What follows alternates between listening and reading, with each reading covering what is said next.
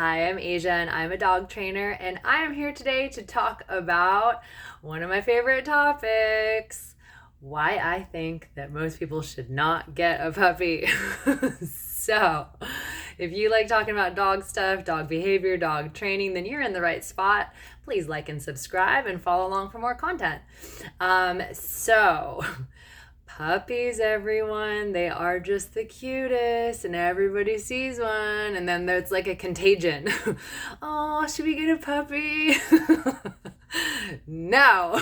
If you're like 80% of my clients, if not 90%, then no.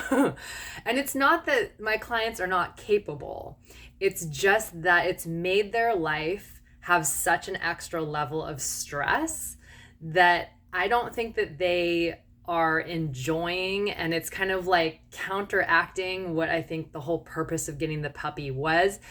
Are they going to make it through, and is it going to be a beautiful addition to their family? Yeah, but it's, the reality is, folks, I'm not going to sugarcoat it. A lot of these puppies end up getting rehomed. It's just the way it is. That's the hard truth about being a dog trainer, is you got to kind of watch these lives unfold, and sometimes it just gets too overwhelming. Either the puppy ends up growing to be much bigger than anticipated, which happens a lot with shelter puppies, because it might look like it's gonna be something, and then it ends up being something else, as it grows, because we just don't know what its genetics are. And even sometimes I see it a lot with the doodles, actually, since that's a very popular breed right now. Love my doodles, love the babies, the adults. It's like, just like every dog, they have good qualities, they have not so good qualities. And at the end of the day, it's just about if it's the right fit for your family. The thing with the doodles that I notice the most lately, though, is a lot of breeders are saying, oh, it's a mini doodle. Oh, it's the parents were only this big. Here's the truth is, you just can't guarantee how that puppy's gonna grow. So yeah, maybe mom and dad were only 20 pounds. I've seen it multiple times where then the baby goes home, the puppy, and this puppy ends up being close to 40 pounds, y'all. Like, I'm just like, where did this bruiser come from? And it could just be it has some sort of strange genetic skip going on. Who knows what is going on? Maybe the food is different than what the breeder was feeding. It's more nutritious. It's growing a bigger baby into a bigger dog. I'm not going to get into all of the why. The bottom line is, we just don't know. We can't guarantee sizes of puppies, even when we know who the parents were. I'm just telling you what I see. All of the hundreds of dogs, y'all. This is not just like, 5 or 10 dogs I'm talking about a lot of dogs I've seen over these years. So all that to say, I hope you're scared and you don't get a puppy. No, I'm kidding. But also, I'm not. I really just want people to have the real information that's out there, because the emotional quality, I think, is what drives a lot of people to end up with these puppies in their homes. And I'm just not convinced that that's a good reason to get a baby animal that is a very high needs little critter, a very destructive little critter, and a critter that's going to need your full attention, your full time, not just for a couple of months, but we're talking for a couple of years, y'all. I mean, really, the thickest part of training a puppy, in my opinion, is that first 6 months that they're in your home, no matter what age they are when you get them. And that's really true for any age dog, not even just puppies. But that first 6 months is really crucial, like bonding, spending time together, getting in a rhythm, getting, when do we go to sleep? Like, what's our bedtime routine? What's our walking and our exercise routine? All that stuff. How do we even walk at all? How do we leash train? How do we reinforce it? How do we keep it going? Training is lifelong, and it starts as soon as that dog enters your home and becomes part of your family. It's not like we just go straight to school necessarily, to puppy classes or something like that, because puppies don't really have the wherewithal that first month that they're with you. And often it takes a couple of months really for them to finish developing. I don't really like seeing puppies in my classes, honestly, earlier than probably 4.5 months, because it's like they're just little marshmallows before that who can't concentrate, and a lot of them get scared too easy because they're just teeny tiny. So I mean, you got to wait for them to kind of catch up developmentally. Do I have puppies that come in younger than that? Sure. Some of them mature a little quicker and they're ready to rock and roll. But some of them frankly just sit there and are like, help for the, they're just like, what am I doing here? Help. And then they pass out because they're sleepy anyway. So it's like, well, wow, did we get our value here? I don't know. So, I mean, it's always nice to meet with the families nonetheless, because at least we get to have conversations about, all right, how's potty training going? How's crate training going? How's, the puppy biting, redirecting, all the little bits and pieces that are day in, day out, minute to minute, moment to moment, constant. I think that's the thing that a lot of people don't understand when they're bringing a puppy into the home. There's no off switch. Yes, you can put them in their crate for a little while, and yes, they do sleep a lot. Like they're sleeping probably 18 plus hours a day, probably closer to even 20 when they're really little.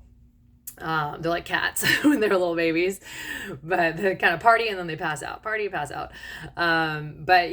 as we get into a rhythm, they're gonna basically, when you get home from work, they're gonna want to be with you till you go to sleep. Like it's like you're not gonna have any time to just like decompress. That puppy's going to need you.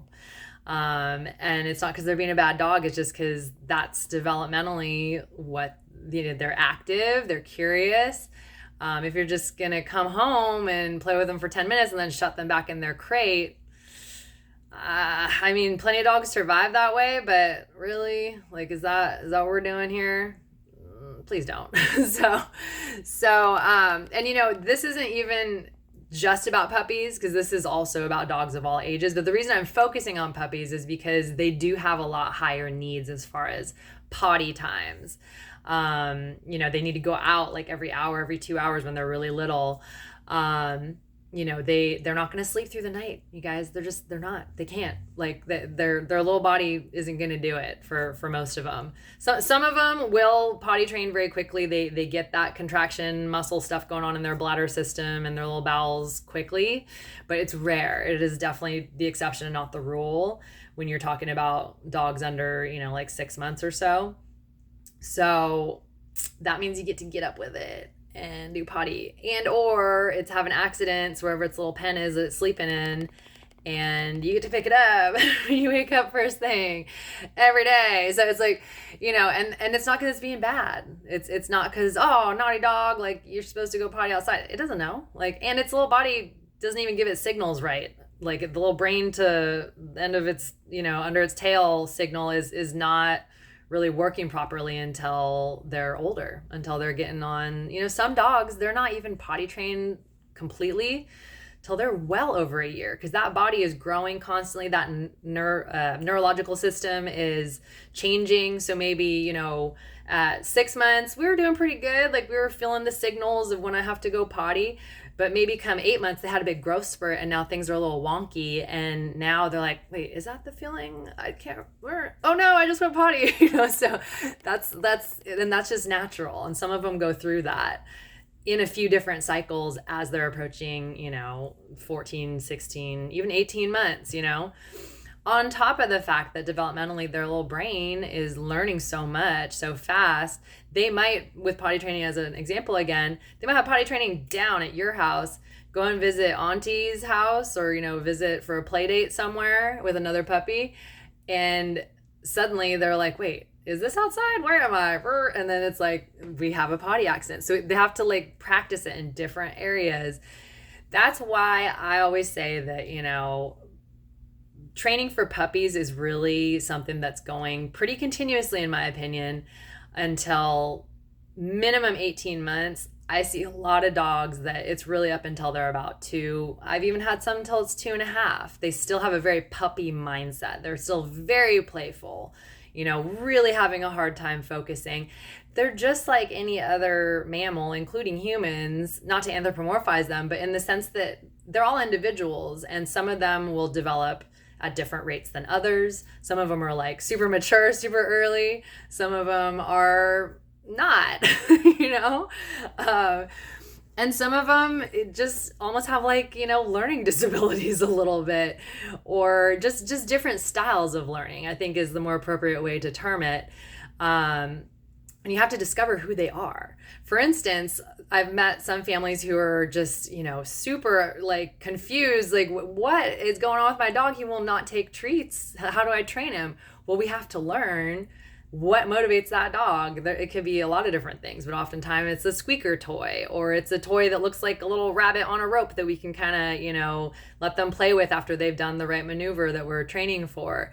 It can get interesting. It's not just as simple as like, oh, we'll just train our dog. Like some dogs just don't really care about treats. And that's just an example. You got to discover who they are. Doesn't mean they're being a bad dog. It just means that they're a little individual, and we got to figure out what motivates them.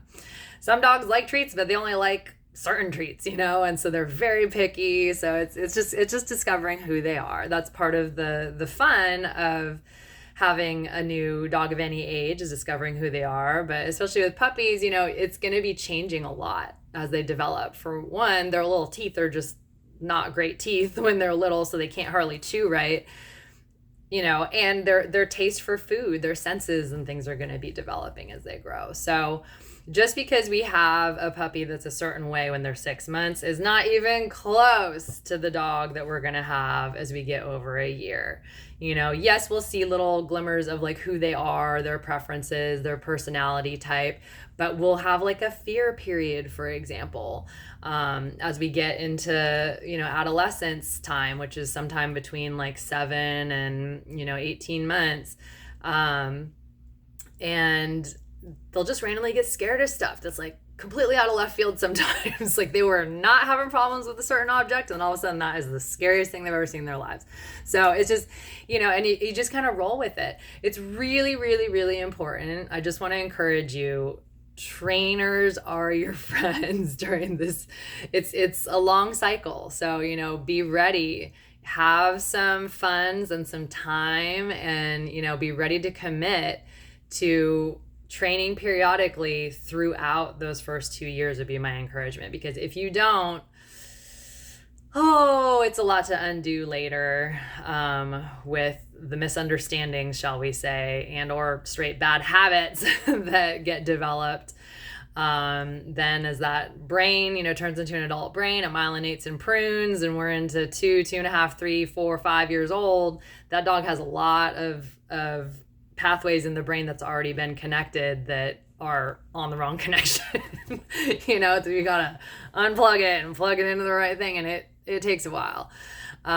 So anyway, all that to say, please, it's fun to think with our heart about some things, but please also think with your head. Blend the two together when we're talking about bringing a sweet little baby animal into your house. These little puppies are such a blessing, and there's a lot that the family can learn all together working on taking care of this puppy, but it is a lot of care that's needed. It is a lot of time and money also. You're going to have your vet visits. You might even have your emergency vet visits. Hate to say it, but we all know puppies get into all sorts of weird stuff. So sometimes it's just like you're seeing it happen. No, don't eat that thing. And before you know it, it's down the hatch, and now we got a vet visit. We got to go get it out. So, just please, just please, is everybody ready for it in the house? Make sure we talk about it. Please don't be giving puppies as surprises. Oh my gosh, that is the most heartbreaking thing to me, because then people aren't even ready for it. It's too much, y'all. Like, we don't need to be giving live animals as presents to people unless it's been something we've already talked about, and then it gets to be a surprise but they already know that it's gonna be a responsibility they get to take on.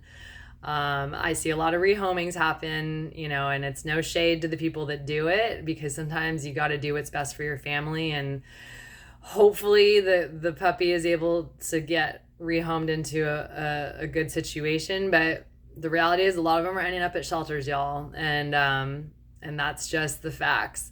So please, please, please be thoughtful as you're thinking about bringing a puppy into your house, and consider getting a more mature dog. That takes a lot of the pressure out of the situation too, in terms of maybe it's already potty trained. That'd be amazing. Granted, it'll still need some warming up in your space, and it may still have some accents just from the shuffle and the confusion of being in a new area. But there's ways you can temperament test adult dogs. I think a lot of people are concerned, oh, well, maybe that dog's going to be having certain traumas and things like that. Bring a trainer with you to go meet the dog, and they can evaluate right there for you what this dog is about, what some of their complexities might be. Same thing when you're going to get a puppy, frankly. Bring your trainer with you, or at least have the trainer meet the puppy, on a video call or something. It's always better in person to be dealing with animals, but that's a service that we provide. So it's something that it can just take the guesswork out. Is this going to be a good fit for our family? Granted, with very young puppies, it's a little difficult to get a full handle on who they're going to be when they're fully developed, but there's little ways that we can test on a behavioral level to see, like, who are we working with here? Is this going to be a little more of a shy guy or girl, a little more of a robust temperament? Could it maybe even be a working dog someday if you're thinking about doing some sort of service dogs, kind of volunteering or things like that. So I hope this information is helpful, and my apologies if I'm being a little bit harsh, but I'm just trying to make your lives easier. And of course, to be getting puppies into the homes that are ready for them, because that way it can just be a hectic experience, but a joyful experience, and everybody's like on board with it who's going to be helping. It takes a village, y'all. It really does. It takes a village. Don't feel bad if you feel like you're overwhelmed if you're raising a puppy all by yourself, because it is a lot for one person. Some of the best scenarios I've seen have been where people have 2, 3, even 4 people on rotation helping out with different things. And that's true for dogs of all ages, especially sport dogs and things like that have some higher needs for exercise and whatnot. Yeah, any questions, as always, reach out to me. My contact info is in the show notes below. And keep on loving your dogs well, and any new dogs or puppies that are coming into your home, love them the best that you can, and just keep on learning. Just keep on asking for help. We're here for you. Trainers are your friends. All right. Thanks so much for tuning in. We'll see you in the next one. Bye.